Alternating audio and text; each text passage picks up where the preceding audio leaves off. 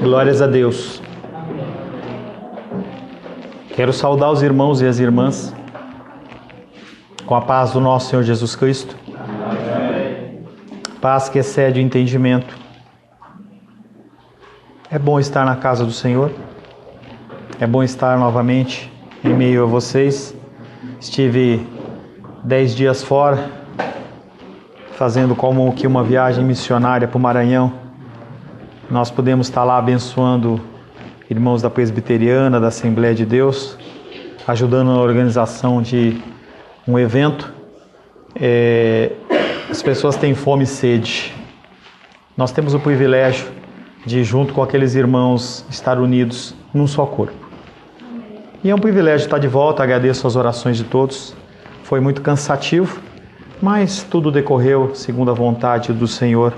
E é um privilégio servir a Deus. É um privilégio servir a Deus com vocês. Estar aqui nessa casa, nessa pequena casa, louvando, adorando e bendizendo o nome dEle. É bom servir ao Senhor. É bom nos dedicarmos às coisas concernentes ao Seu reino e à Sua palavra.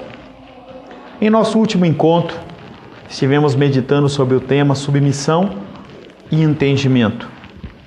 Dentro da história humana, nós temos visto a submissão, não apenas feminina, a submissão sendo algo forçado.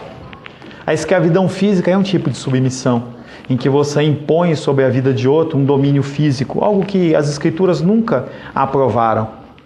Infelizmente, nós também podemos observar esse tipo de escravidão dentro das igrejas. As pessoas elas acabam sendo escravas de ensinamentos que não estão nas Escrituras. E mesmo que você tente entender, você não tem direito. Se você quiser questionar também, não lhe é dado a oportunidade de você questionar, como se nós fôssemos bois e vacas num curral, em que nós não temos direito a ter opiniões diferentes, divergências de opiniões, e servimos ao mesmo Deus. Há sim regras que não podem ser alteradas, mas há muitos princípios que a palavra de Deus nos dá a liberdade para que você pense de um jeito e eu pense de outro. E nós podemos sim conviver. Lá naquele tempo no Maranhão eu pude observar isso. Os irmãos eles cultuam de uma maneira diferente, mas adoramos o mesmo Deus. Não há divergências gritantes ao ponto de eu falar, não, ele não é meu irmão. Nós temos que aprender a viver em comunhão. Jesus Cristo nunca fez esse tipo de acepção, mas a igreja hoje faz esse tipo de acepção. Se você não vive conforme eu acho, como eu mando, como eu ordeno, com o cabelo desse jeito, com a maquiagem de tal jeito, com a roupa, você não é. E aí a gente julga, em vez de julgar o interior da pessoa, a gente acaba julgando o exterior da pessoa. A obediência cega é imposta. E quem ousa discordar está contra o próprio Deus. Mas será que isso é verdade? Na grande maioria das vezes não, é apenas coisas de homens. As pessoas elas impõem julgo e peso sobre a vida das pessoas como uma direção de que está servindo a Deus e na verdade não tem nada a ver com Deus. Algo que no início da igreja primitiva também ocorreu quando as pessoas, os judeus, começaram a se converter. E aí eles perguntavam como agir, como proceder. E aí alguns homens que eram judeus ainda de coração falavam, não, você tem que fazer isso, tem que fazer aquilo outro. E colocavam um monte de procedimento e a pessoa sentia aquilo como um peso. O cristianismo não tem esse peso no sentido de ordenanças humanas. Tem outras dificuldades, outros pesos, mas não esse peso. E o que acontece é que a igreja ela tem sido muitas vezes uma forma de escravidão e de opressão. Semana passada, semana retrasada, nós trabalhamos João 13, 12, 13, que dizia, depois de ter lavado os pés, Jesus tomou o seu manto e voltando à mesa lhes disse, compreendeis o que vos fiz? Vós que chamais de mestre e senhor e dizeis bem porque eu sou, e nós nos fixamos no compreendeis o que vos fiz. Você tem que entender o que está acontecendo aqui.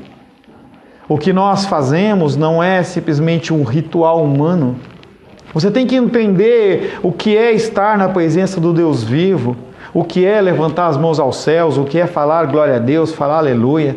Não precisa eu chegar para você, olha para o teu irmão do teu lado, olha para Deus e fala. Não precisa disso, nós não somos bois, nós temos mente, nós pensamos.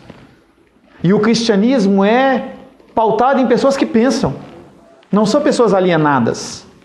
Se dizia antigamente que a religião é o ópio do povo. As pessoas não têm dinheiro para comprar droga, então vai para a igreja. Não é esse o pensamento. Nós temos que entender o que acontece, cada parte, por que há um louvor, por que há hinos que exaltam ao Senhor. Por quê? Pergunte. Lógico que num ambiente de culto como esse não é um ambiente propício, mas nós temos uma escola dominical, nós temos contato, você pode me ligar, a gente pode conversar, podemos marcar um tempo para conversar. Essas questões elas têm que ser sanadas para que você possa entender o que é uma adoração verdadeira e não fique refém do que a pessoa fala que você pode e que não pode fazer. Nossa fé ela tem que ser viva. E ser racional não é ter uma fé morta. Ser racional não é ter uma fé fria, é você saber o que você está fazendo. Nós temos que ter uma fé viva. Nós podemos nos emocionar na presença do Deus vivo. Como era gostoso quando na primeiro momento da conversão eu entrava na igreja e a pessoa tocava o instrumento e eu começava a chorar em lágrimas porque você sentia a presença. Parece que a gente endurece o nosso coração e não precisa ser assim. A gente conhece as coisas do Senhor para poder adorá-lo de uma maneira melhor e não ficarmos limitados. Nossa fé tem que ser viva. Nós podemos nos emocionar, mas também nós temos que entender qual é a causa de nós não sermos consumidos. Por que você não é consumido? Não leva ela para fora não, que está muito frio aí fora para ela, hein? Nós temos que entender por que nós não somos consumidos. Nós temos que entender o plano da salvação. E nós temos que entender qual o nosso papel dentro do reino de Deus. Você não pode ficar alienado, você tem que saber para que você existe. Não é o ser ou não ser eis a questão. Não, você tem que entender qual a sua função dentro da igreja. Será que é só você ficar sentado? Será que você não tem que fazer algo mais, seja na igreja ou fora da igreja? Como não sermos tragados pelas trevas se andarmos no mundo espiritual sem conhecer as suas regras? Como que nós vamos seguir? Como que nós podemos viver a vida espiritual se nós não conhecemos os meandres do que nós temos que fazer e como agir e proceder? Nós vivemos um tempo de mudanças muito rápidas. A sociedade está vivendo e mudando muito rápido. E nós temos que nos adaptar. E a nossa vida dentro do cristianismo também tem que ser uma vida de adaptação. Não é o cristianismo que se adapta a você, é você que se adapta a ele. As situações elas são apresentadas e você tem que saber como lidar com isso. Senão você sofre, senão você perece. Algo que a Lourdinha falou na oração dela. Grande parte do sofrimento que você vive hoje é decorrente do seu pecado e do seu erro. E não adianta querer culpar pai, mãe, sociedade, governo, não, é você que fez isso. Como servir a Deus com excelência, se não entendermos o que de nós é exigido? Como viver esse cristianismo sem saber que para viver nós temos que morrer? E o que é isso? As pessoas elas acham que elas podem andar em carreira solo e elas não podem. Se você vê qualquer série de animais, você vai ver que quando o animal ele se desgarra, ele é presa fácil. Quando ele começa a achar que ele decide o caminho dele, os animais que estão à espreita avançam e atacam. Aqueles que estão junto da manada não são atacados, porque esses são, a manada repudia. É por isso que a gente congrega. Senão você poderia prestar o seu culto na sua casa, ter o seu tempo de louvor, você podia ter o seu tempo de leitura da palavra. Mas o que acontece é que nós, como corpo, nós somos mais unidos e fortes, ou deveríamos ser. Nós temos que mudar. A palavra de hoje tem como título: aceitar Jesus não é apenas aceitar. Você pode ter ouvido que simplesmente você levantar sua mão está tudo certo, e não é assim. Eu venho quebrar esse paradigma na tua vida. Pastor, eu aceitei. Será que aceitou mesmo? Eu batizei. Será que teve alguma implicação no mundo espiritual o seu batismo? Eu estou dando aula para as crianças de sábado. Rafael, Gabriel, Luísa e mais 2 ou 3 adolescentes. E eu estou explicando para eles o que é o batismo. Para que no dia anterior ao batismo eu falo: você quer mesmo? Porque não adianta você entrar na água por entrar e você ter uma pseudo cobertura espiritual que não existe. Você vai sem armadura para uma batalha achando que está armado e você morre. Aceitar Jesus não é apenas aceitar. Quero convidar você a abrir a palavra de Deus no Evangelho de João, capítulo 13.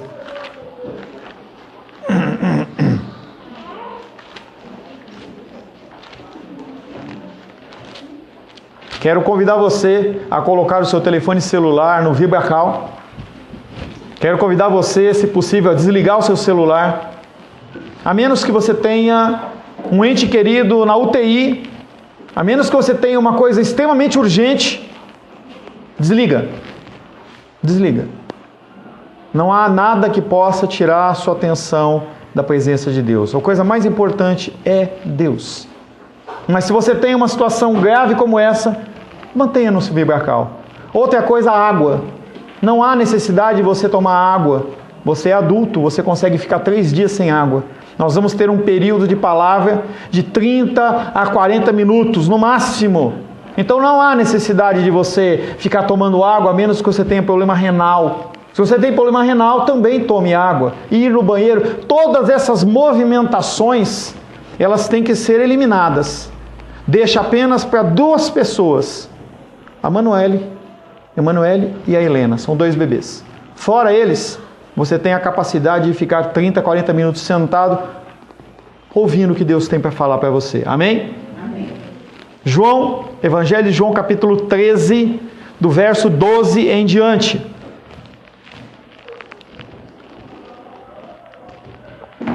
Evangelho de João, capítulo 13, versos 12 em diante. Do 1 ao 11, nós tratamos da cerimônia do lava-pés. Algo que ocorreu, nós já meditamos exaustivamente. Assim diz a palavra de Deus. Evangelho de João, capítulo 13, versos 12 em diante. Depois de ter-lhes lavado os pés, tomou as vestes e, voltando à mesa, perguntou-lhes: compreendes o que fiz? Vós me chamais o Mestre e o Senhor, e dizeis bem, porque eu o sou. Ora, se eu, sendo o Senhor e o Mestre, vos lavei os pés, também vós deveis lavar os pés uns dos outros, porque eu vos dei o exemplo, para que, como eu fiz, façais vós também. Em verdade vos digo, que o servo não é maior do que o seu Senhor, nem o enviado maior do que aquele que o enviou. Ora, se sabeis estas coisas, bem-aventurados sois se a praticardes. Não falo a respeito de todos vós, pois eu conheço aqueles que escolhi. É antes para que se cumpra a Escritura. Aquele que come do meu pão levantou contra mim o seu calcanhar. Em outras versões, preparou uma armadilha. Desde já vos digo, antes que aconteça, para que quando acontecer, creiais que eu sou. Em verdade vos digo, quem recebe aquele que eu enviar a mim me recebe, e a quem me recebe, recebe aquele que me enviou. Palavra do Senhor, amém? Amém. Senhor, em nome de Jesus, lemos mais uma vez a Tua palavra. Tua palavra que é verdadeira, Tua palavra, Pai querido, que transcende séculos, milênios e eternidades. A Tua palavra que é viva e eficaz, e que nos dá a direção e nos guia. Queremos, Pai querido, colocar a nossa vida nas Tuas mãos nesta noite, porque precisamos ouvir a Tua voz. Pedimos que o Senhor fale aos nossos corações. Peço ao Senhor que o espírito de entendimento seja sobre cada um e possa suprir toda a falha, toda a dificuldade que eu, como locutor, possa trazer, Pai. Desde já peço perdão ao Senhor pelas minhas falhas, pela minha dificuldade, e peço que o Teu Espírito Santo me capacite a trazer uma mensagem ao meu coração, e a mensagem ao coração dos meus irmãos e das minhas irmãs. É o que eu te peço em nome de Jesus. Amém.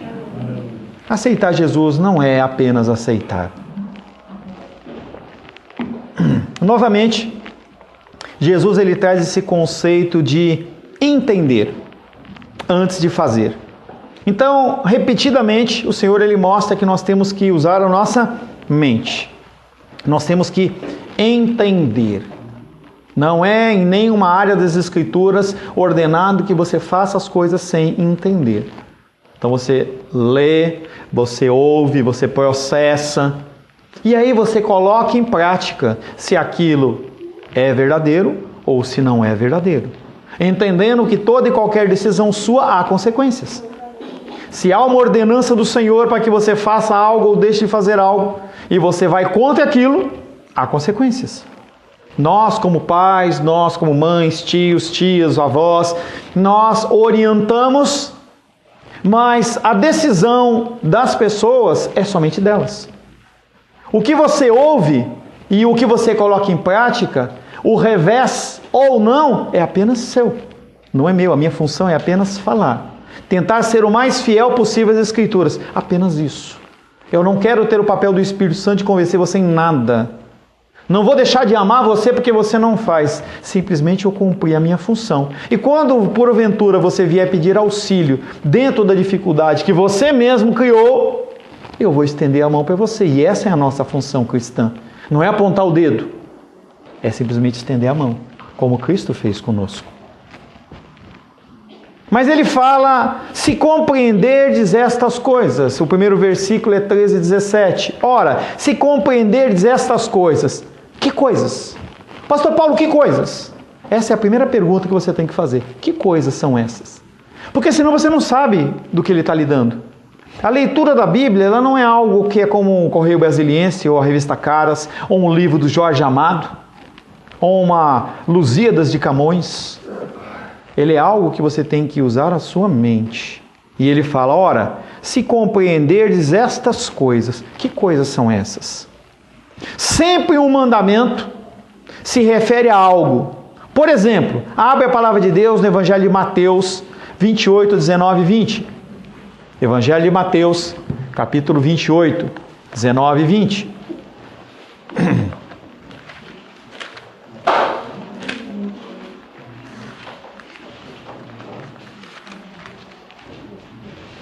Quero pedir para o Felipe fazer uma leitura em voz alta, por gentileza. Evangelho de Mateus, capítulo 28, 19 e 20. Ide, portanto... Esperar? Pode falar. Ide, portanto, fazei discípulos de todas as nações, batizando-os em nome do Pai, e do Filho e do Espírito Santo, ensinando-os a guardar todas as coisas que vos tenho ordenado. E eis que estou convosco todos os dias, até a consumação do século. Uma ordenança, ide, e aí ele fala, ensinando a guardar todas as coisas. Que coisas? As coisas que estão no Evangelho de Mateus, elas são diferentes das coisas que estão em João capítulo 13, verso 17. Aqui Jesus tem um significado especial para estas coisas. E nós já meditamos no versos 14 e 15. Ora, se eu sendo Senhor e Mestre vos lavei os pés, também vós deveis lavar os pés uns dos outros, porque eu vos dei o exemplo, para que como eu vos fiz, façais vós também. É para eu criar uma cerimônia de lava-pés? Não. Vamos fazer agora o culto do lava-pés? Não. Ele está falando que nós temos que aprender a servir o próximo. Ele como Senhor serve, nós como cristãos temos que fazer o quê? Servir. Então ele fala, ora, se compreenderdes estas coisas, que eu como Senhor sirvo, vocês têm que servir também, vocês vão ser o quê? Bem-aventurados sois se as puserdes em prática.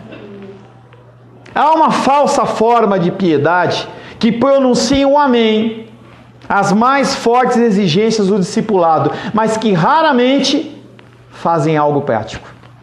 A gente fala uma coisa como essa e a pessoa ela se inflama e fala, amém, glórias a Deus. Vai pôr em prática? Se pôs em prática é porque entendeu. Se não pôs em prática, não entendeu absolutamente nada. E não é para você fazer isso aqui dentro da igreja. É amanhã. Quando você acordar, 5, 6, 7 horas, sei lá que hora que você acorda, e você for começar suas atividades, ele pede que você sirva ao próximo. Se você servir ao próximo, você vai ser bem-aventurado. E eu vou dizer para você o que é bem-aventurado, que não tem nada a ver com felicidade. Jesus já havia condenado aqueles que ouvem as suas palavras, mas deixam de guardá-las. E nós já explicamos que guardar a palavra de Deus não é você ter uma Bíblia debaixo do braço, não é colocar no painel do carro, no Salmo 91, nem na sua casa, mas é pôr em prática. Mas pôr em prática quanto? Quanto lhe for concedido. Se você receber uma grande porção, coloque uma grande porção em prática. Se você receber uma pequena porção, coloque uma pequena porção em prática. Os atos mais importantes são feitos através das menores decisões. É o dia a dia. É você entrar num ambiente, estender a mão para alguém e falar: bom dia, Deus abençoe o seu dia. Você encontrar uma pessoa que está enferma e falar assim: estou orando por você. A pessoa está com fome e você fala assim: eu posso pagar um alimento para você? Não espera ela pedir, paga para ela. É isso que é o cristianismo. Não tem grandes filosofias, coisas simples. João capítulo 12, 47, 48, Jesus condena as pessoas que ouvem, dizem que guardam e não põem nada em prática, e nós já meditamos sobre ele. Se alguém ouvir as minhas palavras e não as guardar, eu não o julgo, porque eu não vim para julgar o mundo, e sim para salvá-lo. Quem me rejeita não recebe as minhas palavras, tem quem o julgue. A própria palavra que tenho proferido, essa o julgará no último dia. Haverá um dia de julgamento. Não é o julgamento do Sérgio Moro, não é o julgamento da juíza, em que a gente fica naquela expectativa, será que vai ter justiça ou não? Em que a pessoa é pega com 50 milhões de reais em 30 malas e fala assim, não tem prova. Não, aquele juiz é diferente. Naquele dia o juiz ele vai ser executado. Jesus enfatiza novamente essa verdade. Nós temos que colocar em prática. E quando nós colocamos em prática, nós somos bem-aventurados. Somos bem-aventurados quando compreendemos e praticamos as ordenanças do Senhor, pois o conhecimento não é genuíno a menos que cause algo prático. Você tem que mudar. Você aceitou Cristo? Você tem que mudar. Algo tem que gerar no seu coração, algum tipo de incômodo. Não dá para você ter Cristo no seu coração e não acontecer nada.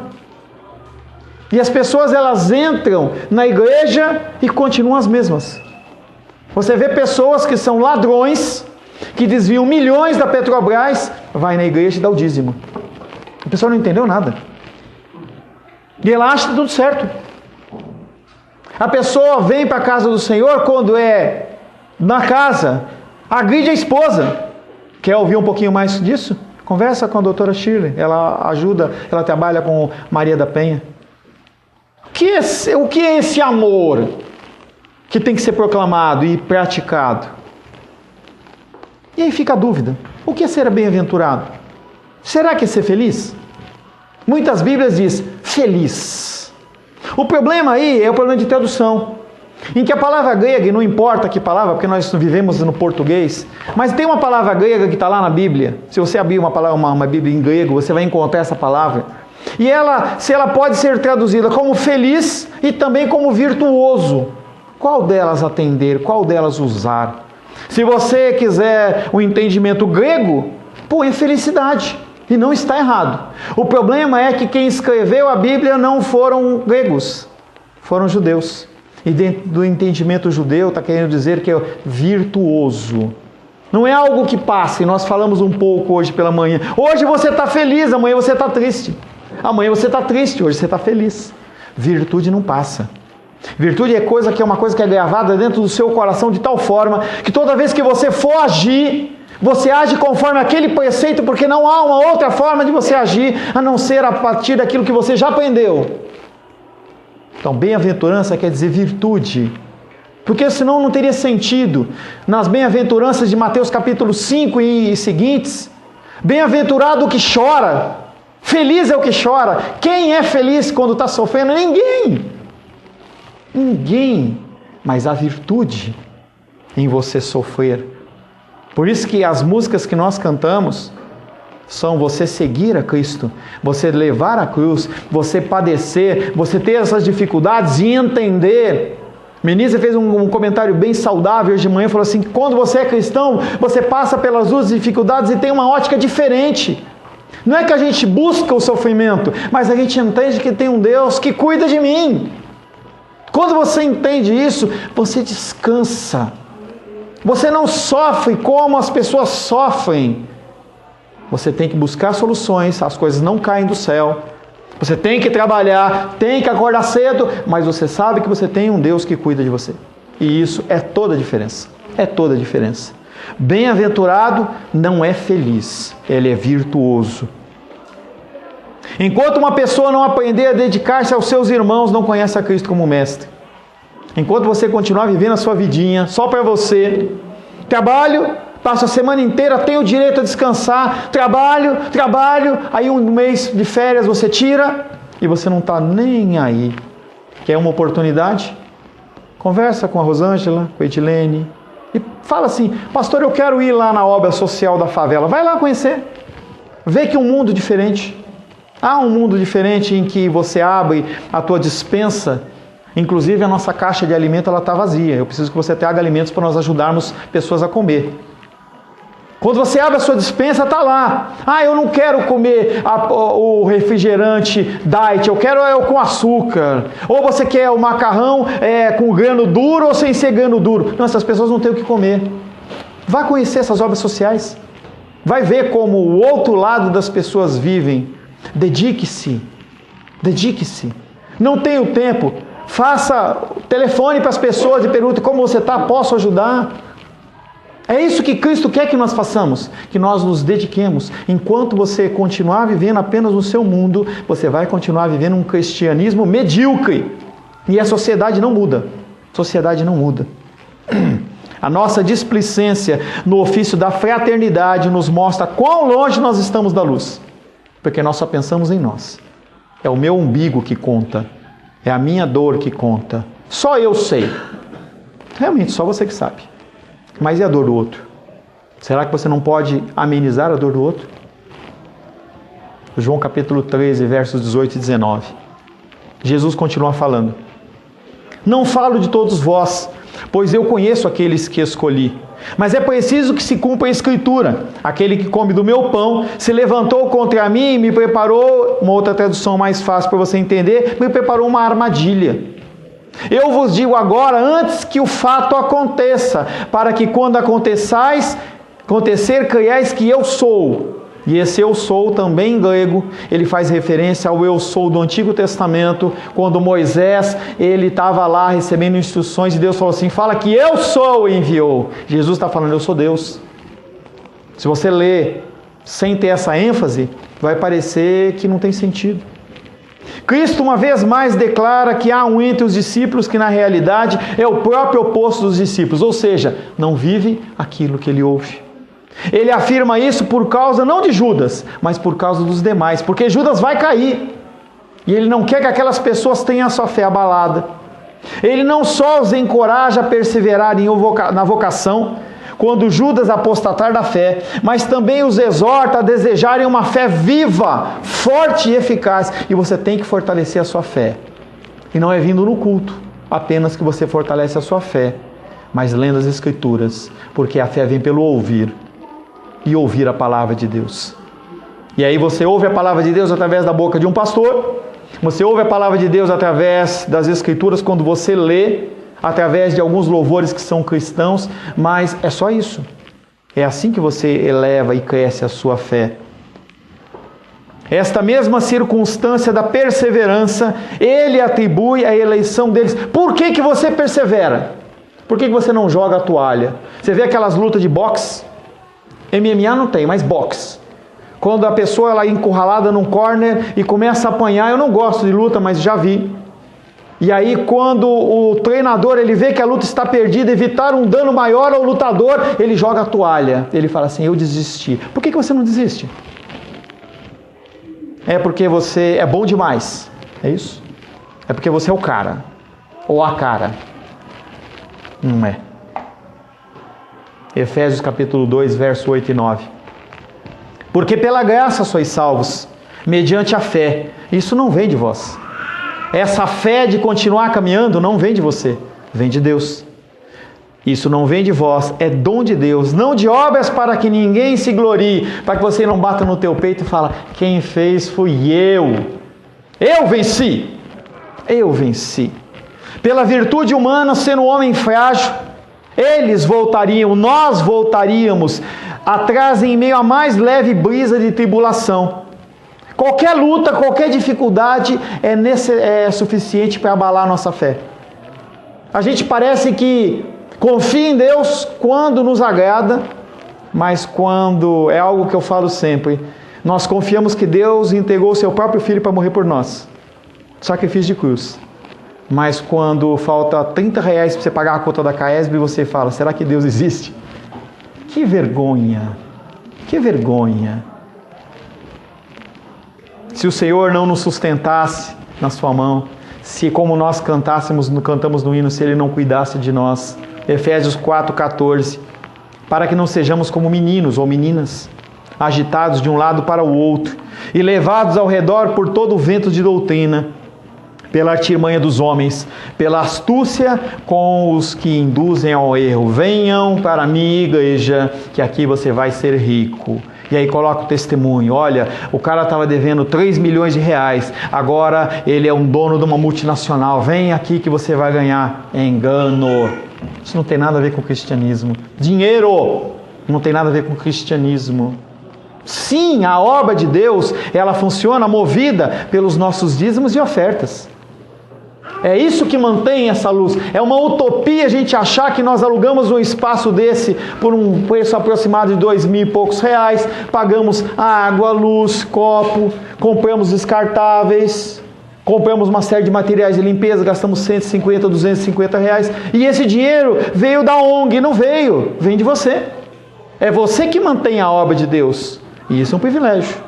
É um privilégio que Deus concede. Mas o dinheiro não é a força motriz do cristianismo e nunca foi. Se fosse, Cristo tinha nascido rico.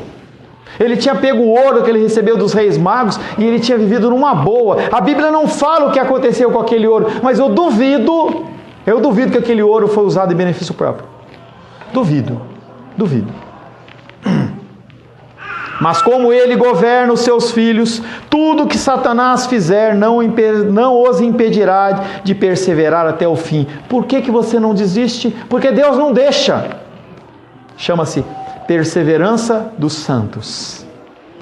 Deus, ele te dá um fôlego a mais. Parece que você vai morrer afogado e você consegue dar mais um fôlego. É Ele que põe isso em você. Satanás, ele bate em você, coloca você nas cordas e bate. Você fica lá amuadinho, vai abaixando a cabeça, mas não cai. É que nem o bambu, enverga, mas não quebra. Esse é Deus. Ele te coloca força. Enquanto as pessoas que não têm Deus, eles quebram, você não quebra. Tem um filme que agora parou, eu não sei se eles cansaram de fazer, que era o Duro de Matar. 1, 2, 3, 4. E ele era realmente duro de matar. E eu já falei isso numa pregação. Imagina nos céus os anjos perguntando: de novo? Ele não caiu. Duro de matar. Duro de matar. Talvez o título da palavra pudesse ser duro de matar. Essa é a situação do cristão. Você é colocado nas cordas, apanha, e você não se rende. Mas isso não provém de você. Não acha que é porque você é bom demais. É porque o Senhor, Ele coloca isso em você. A graça de Deus é a fonte da distinção entre aqueles que são filhos e aqueles que não são filhos. É a diferença. Os que são filhos têm a graça de Deus. Aqueles que não são filhos gemem. Os filhos são atraídos à salvação pelo Espírito. E a Lurdinha começa a cantar aquele hino e ele fala que nós somos atraídos por a cruz. É apenas alguém que tem o cristianismo no coração que entende. Como é que você vai para um lugar de morte e está alegre? Não tem sentido. Humano não, mas espiritual tem. Os filhos são atraídos à salvação pelo Espírito, enquanto os incrédulos se apressam para a destruição, movidos pelos desejos da sua carne. João 3,6, o que é nascido da carne é carne, o que é nascido do Espírito é Espírito. Enquanto temos Cristo que nos guia com sua mão e nos sustenta com seu poder, os incrédulos são destituídos da graça do Espírito e morrem miseravelmente. Fica a pergunta, por que Jesus, sendo Deus, ele disse que eu sou, ele chamou Judas? Por quê? E ele explica. Antes que você pergunte, ele já explicou. Para se cumprir a Escritura, foi predito. A figura de Judas está escrita lá atrás. Vai ler Isaías, vai ler o Antigo Testamento. Você vai ver o filho da perdição, aquele homem que iria entregar o Messias. Jesus Cristo escolheu para que se cumprisse as Escrituras. Ele explica que isso ocorreu porque fora predito. Não é apenas uma declaração simplista, mas que a palavra de Deus ela não pode ser alterada. O que Deus designou sobre a minha vida e a sua vida vai se cumprir. Essa é a nossa esperança. Números capítulo 23, verso 19. Deus não é homem. Deus não é como eu. Deus não é como você, que mente. Em que fala, você é o meu tudo, Deus. Eu morro por você, minha esposa, meu marido, meu amigo, minha amiga. Mas a hora que a luta e dificuldade vem, não, nem tanto. Deus, ele não é homem para que minta, nem filho do homem para que se arrependa. Porventura, tendo ele prometido, não o fará, ou tendo falado, não o cumprirá. O problema é que muitas vezes Deus não falou e os homens dizem que ele falou. Eu tenho medo disso.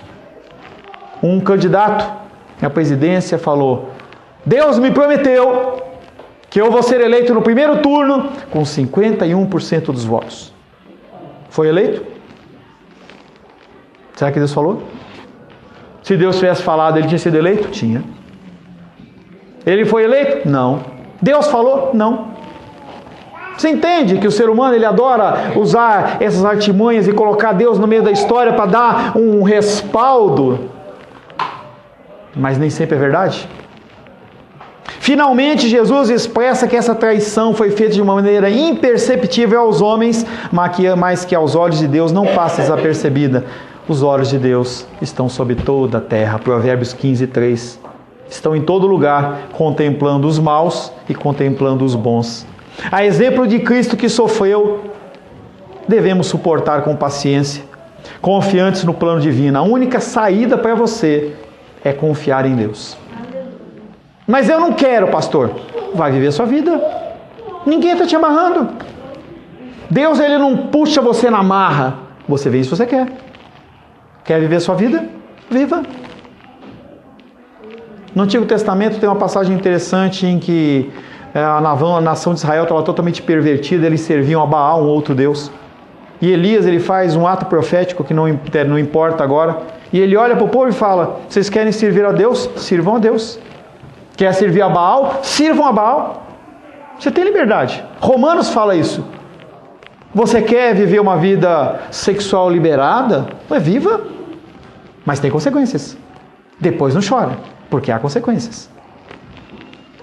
A exemplo de Cristo que sofreu, devemos suportar com paciência, confiantes no plano divino. No caso de Cristo, para que se testificasse que Ele era o eu sou, que Ele é Filho de Deus, que Ele é Deus. E no meu caso, no seu caso, testificar que nós somos filhos verdadeiros. Porque a marca minha, não é eu tenho um crucifixo. Não é um crucifixo. A marca dessa igreja, apesar de nós sermos uma coisa aqui, não é essa. A marca da igreja, do cristão, tem que ser mudança, transformação, coração transformado, cheio de erros e falhas. Não procure pessoas perfeitas na igreja. Não há. A começar de mim, o pior de todos. Não há alguém perfeito na igreja. A começar de mim. Por isso que você é habilitado a tomar Santa Ceia. Porque eu tenho sido levantado como líder dessa igreja. E se eu tomo, você também tem direito. Vai por isso. Se ele que é pior que mim toma, então eu posso. Não há um grau de santidade maior aqui no altar. Não existe isso, gente. Eu sou ser humano como você. Embora Jesus esteja próximo de ser traído, ele não é uma vítima infeliz. Isaías 53, ele trata sobre isso e fala que nós reputávamos ele como ferido, como um coitadinho.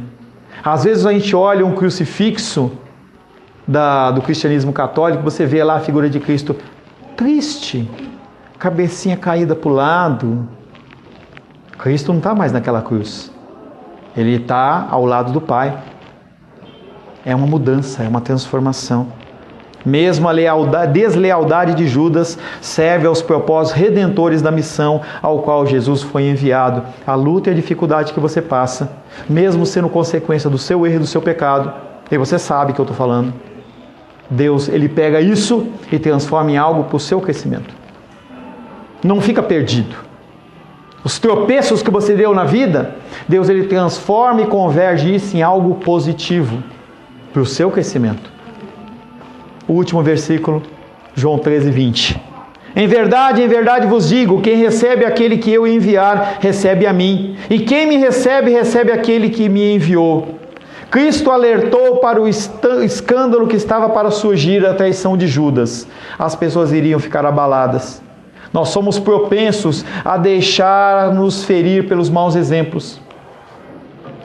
Se algum motivo nessa semana ocorreu um escândalo na minha vida, não abandona Jesus. Não confia em mim. Confia no Senhor. Nós temos que pautar a nossa fé não em homens, mas em Deus. E Jesus Cristo, ele fala exatamente alertando para que aquelas pessoas não tivessem a sua fé o quê? Desmontada a partir do testemunho de Jesus, até a partir da queda de Judas. Zacarias 13:7, ele fala sobre essa fragilidade do nosso ser. Desperta, ó espada, contra o meu pastor e contra o homem, que é o meu companheiro, diz o Senhor dos Exércitos. Fere o pastor e as ovelhas ficarão dispersas. Você fere o líder e as pessoas, elas dispersam. Se você vê, antigamente, Jim Swaggart, grande pregador, década de 70, adulterou com a secretária. As pessoas caíram da fé, porque acreditavam no homem. Caio Fábio, o homem. E as pessoas, elas continuam confiando no homem, se decepcionam e passam essa conta para Deus, sendo que Deus não tem nada a ver com aquilo. Quem confiou no homem foi o homem. Mesmo que Deus fale, aquele que confia no homem é maldito. Nós não temos que depositar a nossa fé na confiança no homem. Depois de ele falar tudo isso, ele também acha necessário, agora era também necessário que ele estendesse a sua mão para eles, para que, abalados pela novidade, não retrocedessem. Sempre que houver uma chamada de atenção, uma exortação, traga esperança. Nós não estamos aqui para sermos acusadores. Nós estamos aqui para edificar pessoas e fazer com que as pessoas cresçam. Toda mensagem cristã, onde você ouvir, tem que vir agredindo você nos seus maus conceitos e trazendo esperança. Se não houver esperança, nós estamos perdidos. O mundo hoje padece de falta de esperança. Falei pela manhã, volto a dizer. Por que tanta depressão? Por que tantas síndromes? Falta de esperança. Falta de esperança. Por mais que as pessoas declarem, olha, o novo presidente, ele vai fazer tudo, vai resolver tudo, a esposa dele é evangélica e tudo vai ficar lindo, maravilhoso, a bancada evangélica, não vai melhorar. Não vai. Investe em educação. A índole humana, ela é ruim. Não é para você jogar a toalha, mas você entender que o caminho que vem por aí é um caminho de dificuldade. É um caminho em que nós não podemos depositar a nossa fé no homem. Você vota no homem porque é uma função sua civil, mas você tem que confiar em Deus. É em Deus que você tem que colocar a sua confiança. Aleluia. Jesus, ele pensou nos discípulos quando falou isso, mas também pensou em mim e pensou em você. João 10,16.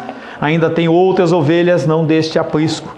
A mim me convém conduzi-las, elas ouvirão a minha voz. Então haverá um rebanho e um pastor. E Jesus estava falando de mim, de você. 2018, 2020 anos atrás. Glória a Deus. Quando o diabo não consegue nos afastar de Cristo, ele provoca o ódio por sua doutrina. É isso que ele faz. Ele começa a colocar incômodos. Ele começa a colocar questionamentos. Ah, esse pastor, ele usa gravata roxa. Eu não gosto de roxo. Eu gosto de azul. Se ele não usar uma gravata azul, eu não gosto dele. Ah, se a água não for uma água que tem o bebedouro com água gelada e natural, eu não gosto dessa igreja. E coisinhas bobas como essa te afastam de Deus. Essa é a ação dele, desde a época de Caim e Abel. Desde a época de Adão, sempre ele agiu da mesma maneira. Enquanto você não aprendeu o modus operandi, o modo de agir dele, você continua caindo nessa armadilha. Continua caindo nessa armadilha. Devemos contemplar a Deus, o autor da vida, em quem certamente nada encontramos que nos dê o direito de desprezá-lo. E também devemos contemplar a Cristo, que foi designado pelo Pai para ser o único mestre. Qual é a razão que Deus deu para você duvidar dele? Quantas vezes ele te decepcionou? No que ele prometeu, não no que você deseja. Entenda que o conceito de desejo e necessidade é bem diferente. Falava hoje pela manhã. Black Friday, muitos desejos. Quando eu falei isso, a Raiane falou, ai, quantos desejos? Desejo, não é necessidade. Ele está para atender e nos suprir das nossas necessidades. Se você tem um carro importado, se você pode ter um apartamento, nós não pregamos aqui a lei franciscana que você tem que ter uma roupa para um dia da semana e aí só uma muda. Não existe isso, não. Eu quero que você seja próspero, seja bem de vida, possa ter 4, 5, 6, 10 apartamentos, mas isso não pode tomar o teu coração. Porque se isso tomar o teu coração é prejuízo para você. Não é R$1 milhão que vai te conceder felicidade. Eu gostaria que todos tivessem, mas não há. Há pessoas que não conseguem lidar com isso. Tem pessoas que, na prosperidade, não sabem dar valor para Deus. E aí Deus fala, ah é? Porque eu te amo? Vem cá, filho. Aí... E isso é amor. Falávamos hoje pela manhã sobre amor. Para nós parece que é ódio, não, é amor. Deus, Ele não permite que você seja destruído dentro dos seus desejos. E Ele vai te corrigindo. Mesmo que doa, mesmo que doa. Quem não aceita Cristo rejeita Deus, sendo mais claro para você. Quem rejeita, ouve e não pratica os ensinamentos de Cristo, rejeita o próprio Deus. O mesmo ocorre conosco quando praticamos o id e não nos dão ouvidos. Quando as pessoas rejeitam você, quando fala de Deus, eles não estão rejeitando você, eles estão rejeitando a Deus. Se você realmente está falando das coisas de Deus e as pessoas não estão ouvindo, bem-vindo ao time, é assim que funciona. Você fala e as pessoas não querem ouvir. Elas querem que você traga palavras de ordem dizendo que elas são independentes. Eu decido, é a minha vontade, meu corpo, minhas regras, eu decido, eu faço. O dinheiro é meu, a vida é minha. As pessoas não gostam de ser direcionadas, porque incomoda, porque o erro, o pecado delas vem à tona. E quando o pecado e o erro delas vêm à tona, elas se sentem constrangidas. Por isso, devemos estar sempre prontos a testemunhar, não nossas vitórias, e sim a vitória de Cristo na cruz. Abre 1 Pedro, capítulo 3, versos 14 a 17. 1 Pedro, estou finalizando.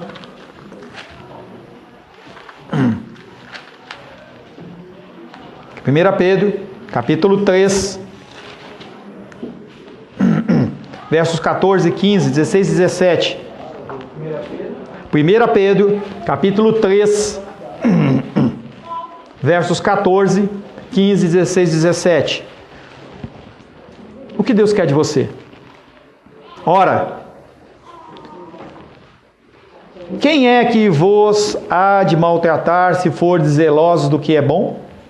Mas ainda que venhais a sofrer por causa da justiça, bem-aventurados sois, não é feliz, mas é virtuoso. Não vos amedronteis, portanto, com as suas ameaças, nem fiqueis alarmados. Antes, santificai a Cristo como Senhor em vosso coração. Mudança de mente. Estando sempre preparados para responder a todo aquele que vos pedir razão da esperança que há em vós. Por que você age como você age? Fazendo, todavia, com mansidão, não é dando pancada, é com amor, com mansidão e temor, com boa consciência, de modo naquilo em que falam contra vós outros, fiquem envergonhados os que difamam o vosso bom procedimento em Cristo. Porque se for da vontade de Deus, é melhor que sofrais por praticardes o que é bom, do que praticardes o mal. Porque Ele espera que você viva segundo os conceitos dEle, princípios dEle. Agindo como Cristo, motivados por Cristo, nós como discípulos teremos a mesma missão e a mesma eficácia. João capítulo 14, verso 12. Em verdade vos digo que aquele que crê em mim, crer não é crer, eu declaro, e sim mudança de vida. Crê em mim, fará também as obras que eu faço, e outras obras maiores fará, porque eu vou para junto do meu Pai. O que Deus está falando através de Jesus Cristo no Evangelho de João 14, 12 é: você tem possibilidade de fazer coisas maiores que o autor da vida. É Ele que está falando, não sou eu. Nesse episódio do lava-pés que finaliza no verso 20, Jesus explica com o seu gesto o fundamento da sua comunidade. É uma comunidade de igualdade. É uma comunidade de liberdade. Você é livre. Você não é preso, você é livre. Não há nada a te prender, você é livre. Ele dá o padrão da verdadeira grandeza, que não consiste na honra humana, e sim em parecer com Cristo. A honra verdadeira não é você falar bem, você se expressar bem, é você parecer com Cristo. Ser grande consiste em ter a glória que se recebe somente de Deus e que se identifica com o seu amor. Nesse episódio, Jesus responde ao desejo de fazê-lo rei. Lá em João 6,15, quando ele multiplica os pães, eles falam, vamos fazê-lo rei. E ele fala, não é a hora. Ele responde tudo isso, ele veio para ser humilde, ele mostrar para as pessoas como nós temos que agir. Ele, Jesus, nos eleva à mesma categoria dele. Nós somos considerados filhos de Deus. Não há um lugar mais alto que este. E esta deve ser a única virtude a ser buscada pelo homem. Por isso que para mim é um absurdo um pastor, uma pessoa que vive no ministério, ele abandonar o ministério para servir na política. Como que eu posso sair de um cargo maior para um menor? Você é colocado como filho. Você é colocado como filha. Você tem privilégios do Altíssimo. Por que você vai se rebaixar a coisas menores? Não há lugar mais alto do que este. Deus, através desse exemplo do lava-pés, Jesus mostra que Deus não é um ser distante. Ele não está num alto sublime trono e você não o alcança. Nós tivemos a votação agora, se você tentar entrar em contato com qualquer político que você votou, nunca você vai conseguir chegar nele. A menos que você tenha algum contato. Senão você não chega. Você pode ter encontrado os políticos na rua aí, e eles te abraçaram, talvez tenha comido um pão com manteiga com você para tirar uma foto. Vai lá no gabinete e fala assim, olha, eu sou aquele fulano. Quem? Jesus Cristo mostra que ele não é um ser distante. O soberano celeste, que apenas olha o homem de cima, mas ele é um Deus que me convida e te convida a viver com ele eternamente. Privilégio, privilégio, privilégio. Feche seus olhos.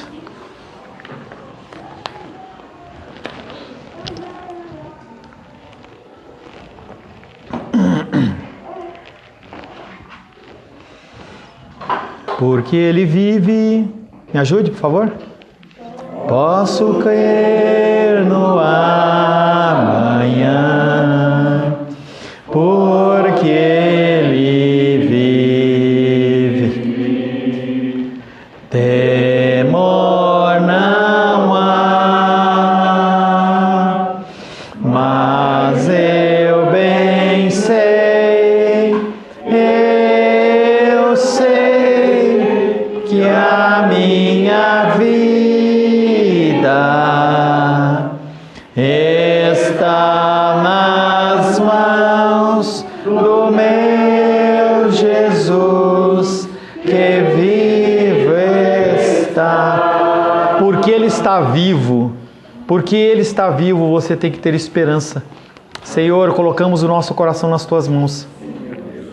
É uma verdade que as Escrituras proclamam, que nós confessamos dentro da igreja, mas que em meio a lutas e dificuldades, nós curvamos o nosso rosto, Pai, o nosso semblante cai.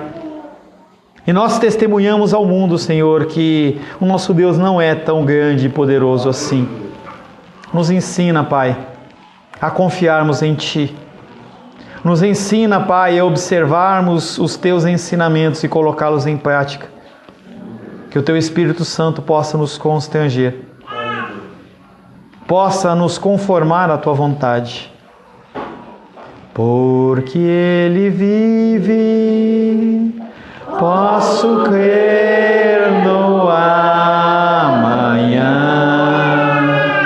porque Ele vive. Temor não há, mas eu bem sei,